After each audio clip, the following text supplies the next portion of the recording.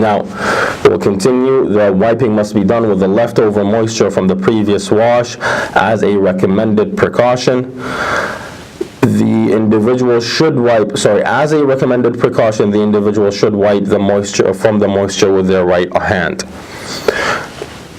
The last thing we wash would be the left hand, the left arm, from the elbow to the tip of the fingers.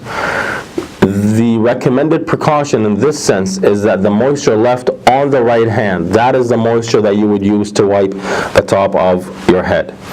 It is permissible for the individual to wipe using new water. I should say that again. It is not permissible for the individual to wipe using new water, like water from the spout, and wipe with it, unless the individual is sure that he or she cannot maintain the moisture in their hand even after they repeat the wudu. So, I'm doing wudu right now. I just finished washing my right hand, and it's time for me now to wipe the top of my head. However, I look at my hand, and it's already dry due to excessive heat, for example, or due to high winds, what have you. Nature causes, of course, not because I decided to dry out my hand on the towel or on my shirt or what have you. So due to external forces, my hand is now dry. What do? The law says, hold on. Or the ruling says, wait, if you do your wudu again, would you fall into the same issue? So, for example, can you go inside and do your wudu, where it's a bit cooler, it's a bit calmer, that you can wipe? If you say yes, then that becomes your obligation. If no, if you're standing in the desert, and the only thing that would happen if you repeat your wudu is the exact same thing, your hand would be dry by the time you go to wipe your head. In that case, then you can use new water. However, the individual, it is not permissible, let's read it again, it's not permissible for the individual to use new water, like from the spout, and wipe with it, unless the individual is sure that he or she cannot maintain the moisture even after they repeat the wudu.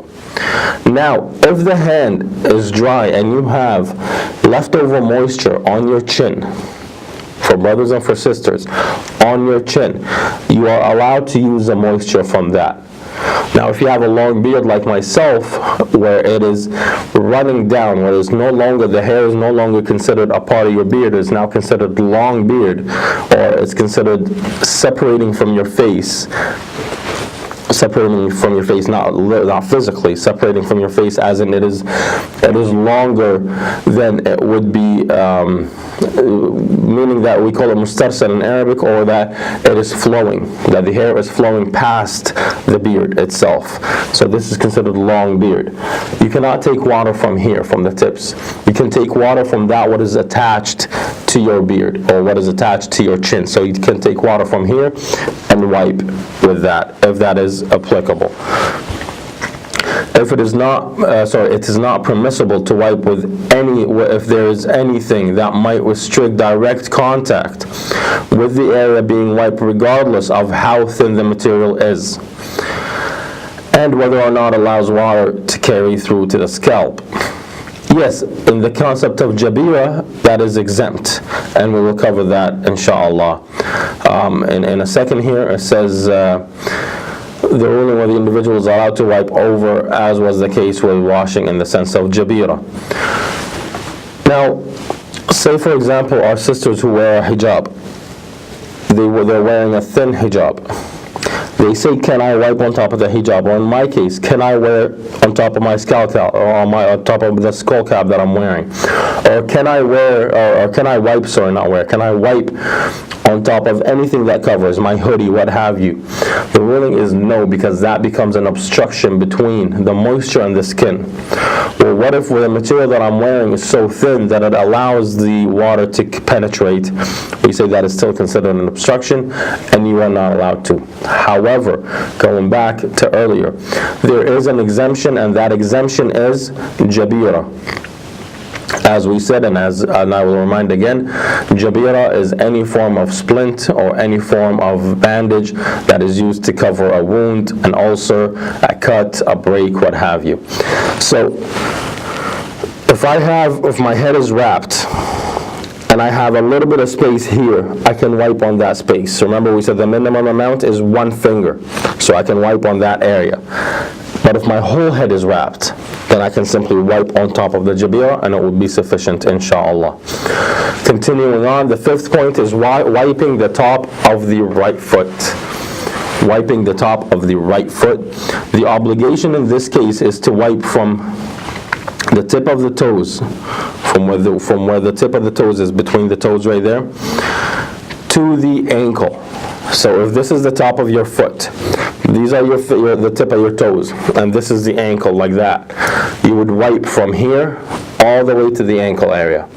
You don't have to include the ankle, so you don't wrap around the ankle, you don't wrap around the foot, it's just the top of it. Just simply wiping the top, like so, to the ankle area.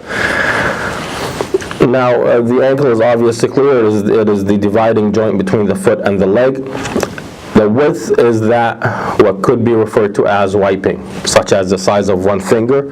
As we said with wudu, it is with the wiping the head, it is 1 finger minimum. The distance is from the tip of the fingers to the ankle. As an obligation, the wiping must be done with the moisture left over from washing. Continuing on with the same theme, that you cannot use new water. And as a recommended precaution, the wiping be done with the right hand, although wiping with the left hand over the right foot is also permissible. It is not allowed to wipe on the area in question if there is an obstruction. It is not allowed to wipe on the area in question, the foot, if there is an obstruction such as a sock. Again, going back, unless there is a jabira, then the exemption of jabira is in place. Number 6th is wiping on the left foot, done in the same method as wiping on the right foot. And likewise, it is permissible to wipe on the left foot with the right hand. However, the recommendation is that the left foot is wiped with the left hand. Moving on, the requirements of wudu. What are the requirements of wudu? There are 9 requirements to speak of. Number 1 is intention. Intention is knowing the act that you are about to take is under what reason or for what reason. So when I go to wash, when I begin washing, when I begin my wudu, knowing that it's wudu, and it's done out of submission for God's will. It's done out of obedience for God. It's not simply washing, so waking up in the morning, washing your face, and you might say to yourself, you know what, I've already washed my face and my hands, so let me just continue washing my arm, wiping my head and my feet, and I'll consider that wudu. That's incorrect. That wudu is incorrect and is nullified. So beginning the action under the understanding that the intention of this action is wudu. Number 2 is the purity of water.